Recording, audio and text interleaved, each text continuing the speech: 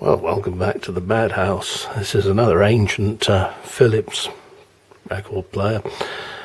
Only the single player type this time. It's a GF529 with an automatic deck. And you might think that you have to lift this and pull it to the right to start the turntable, but you don't. It has a rather ingenious automatic size detection system. Works a bit like their piano key auto change did, or the Coloro, or that sort of equipment. See what happens.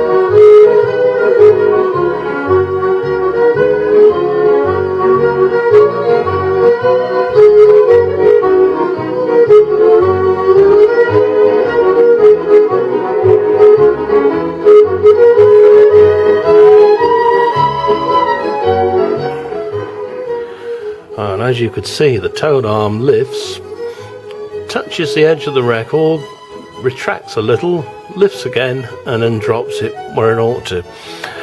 A very strange mechanism. I believe some Magnavox decks in America operated in the same manner.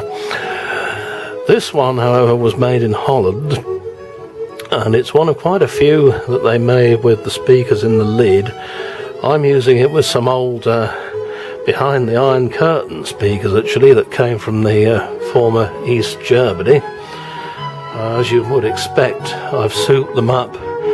There were originally two 6-inch speakers inside, but I found sadly that the magnets have been disturbed and two of them wouldn't work. So we now have a long throw speaker here, a bass port and a tweeter.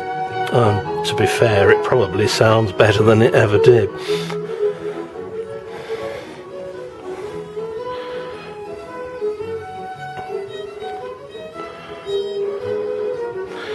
But with this deck you can connect 3 sources. Of course you can play the records as you'd expect.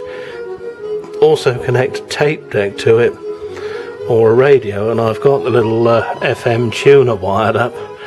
Also that old Philips CD player.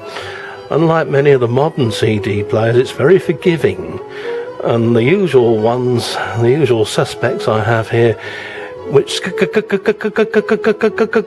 do stupid things like that, don't on that one. They just play on it.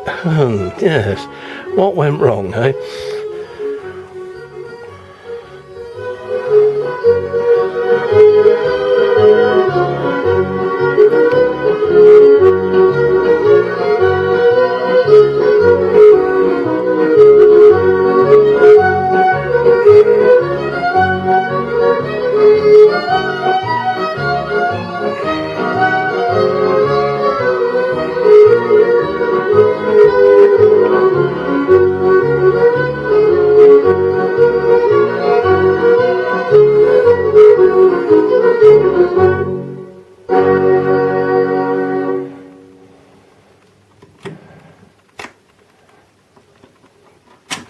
And then to switch it off, you simply press start again. There's a rather ingenious belt-driven mechanism under there, and this being a Philips of a certain age, you can imagine what state that belt was in. Yes, turned to licorice and goo. But a bit of WD-40 and thinners and so on, and carefully cleaning it all out, found a suitable belt. The cartridge is also a replacement. It did come with one fitted, but was getting a bit tired. And I found one on eBay not so long ago, and it has a wonderful stereo separation on it. It's probably the best one of these I've ever heard. And they use this little pickup on everything from tiny little baby record players with 3-inch speakers up to fairly high-end hi-fi stuff. So they must have had some faith in it, and rightly so. Anyway, from a thoroughly wet and miserable south coast, I'll hand you back over to Adam's channel.